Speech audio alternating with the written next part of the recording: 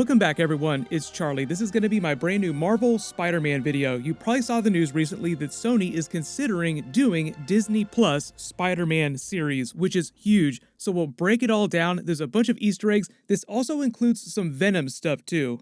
If you're new to the channel, be sure to subscribe to get all the videos. We're doing an Amazon giveaway. All you have to do to enter is be a subscriber and let me know what kind of Spider-Man series you want them to do on Disney+.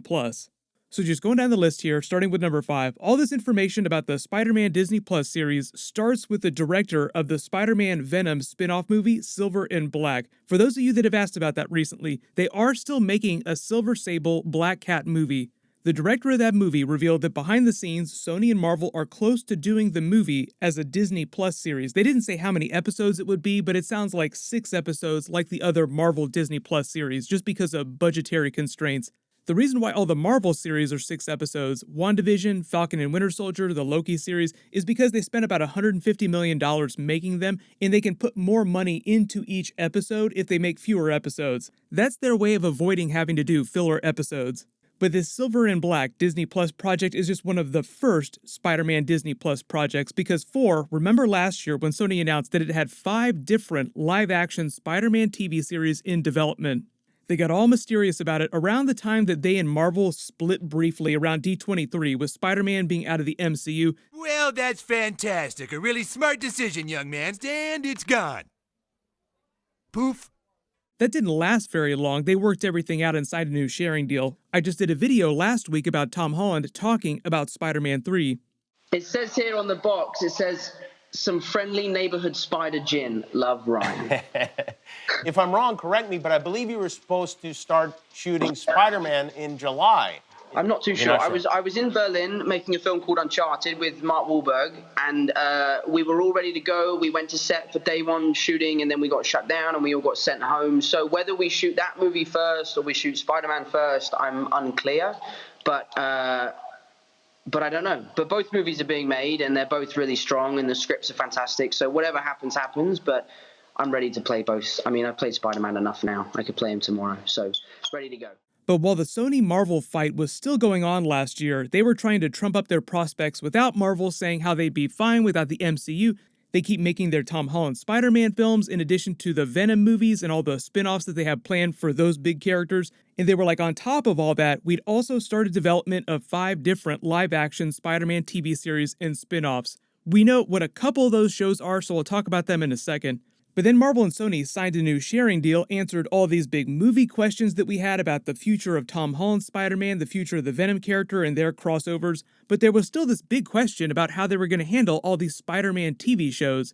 What network would they be on? Which characters would they follow? How many episodes would they be? When are they going to premiere?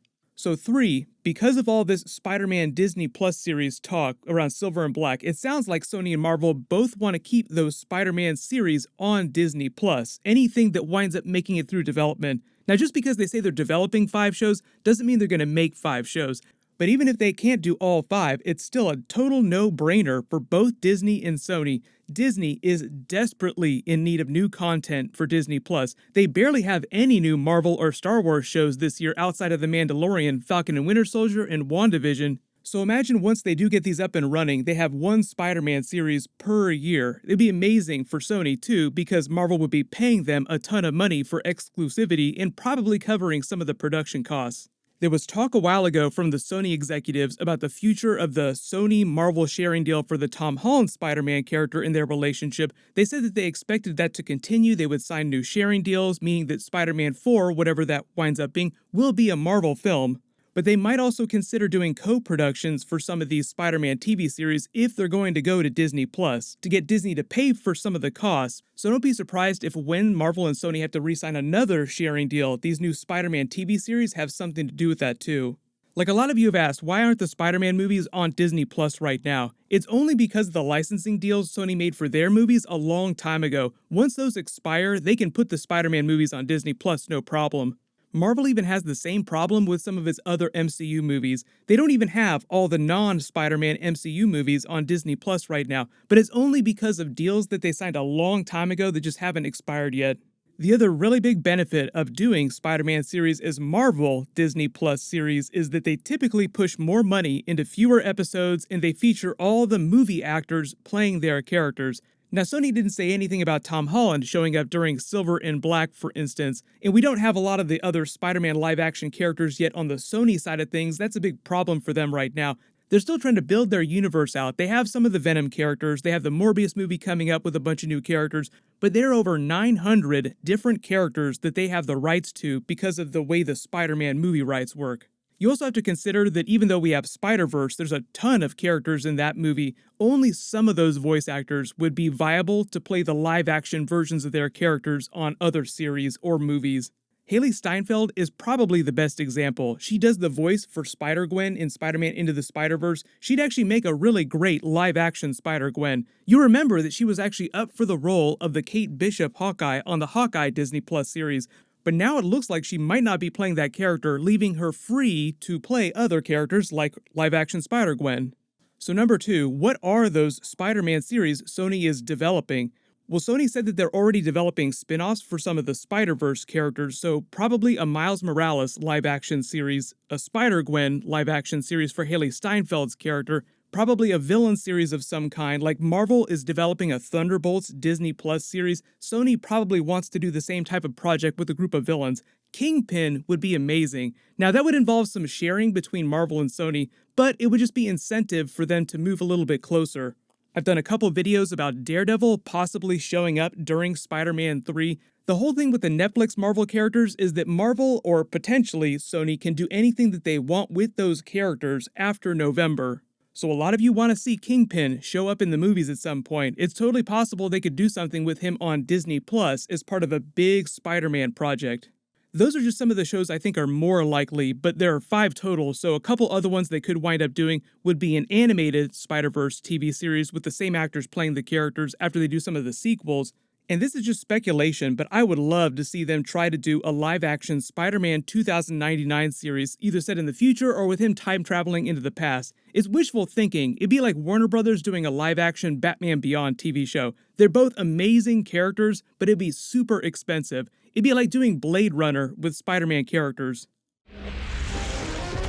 Whoa. What the? I'm Spider-Man. I need you to come with me. Who the heck are you? I just told you that. Listen. I'm from the future. How dare you point at me? You were pointing first. Rude to point. You're being very rude. As funny as it would be to see them do something like that in live action, that would probably have to be an animated show.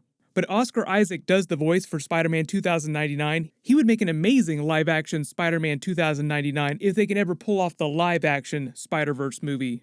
Amy Pascal said that the studio was considering a live-action Spider-Verse project, but the way she talked about it made it sound like they were thinking about doing it as a movie before they'd ever do it as a TV series. And even if they are able to pull that off, it wouldn't happen till after Spider-Man 4, and that's not going to come out till 2023. So we're talking Avengers 5 territory. That's so far down the road, it's too hard to speculate at this point. In number 1, when would these Spider-Man Disney Plus series premiere if they do wind up happening? The Silver Sable Black Cat project sounds like it's a little further along, so that'd be the next 2 years probably, but all the other Spider-Man spin-off TV series probably wouldn't be till 2022 or 2023 at the earliest. Still a long ways off. The virus delayed everything right now, but even without that, Marvel and Sony's first big Spider-Man priority right now is the movies Spider-Man 3, Venom 2, and the big Spider-Man Venom crossover movie. I've already done a couple videos about Spider-Man 4. We don't know if that's going to be their big Sinister Six team-up movie or if it's just going to be another regular solo Spider-Man movie with him in college. For those of you that are wanting an older version of Spider-Man, he's slowly getting there. Tom Holland is getting a little bit older with each movie. But let me know in the comments, if they wind up doing Marvel Disney Plus Spider-Man series, which characters do you want those series to be about? I'm still working on my next Infinity Saga rewatch and Easter eggs video. That's going to be for the Thor movie. That should post in the next couple of days. As long as you have alerts enabled for my channel, you should see that video when I post it. Everyone click here for that Tom Holland Spider-Man 3 clip, and click here for that brand new Avengers Infinity Saga scene of Doctor Strange becoming Iron Man and Iron Man becoming Doctor Strange. Thank you so much for watching. Everyone stay safe. I'll see you guys tonight.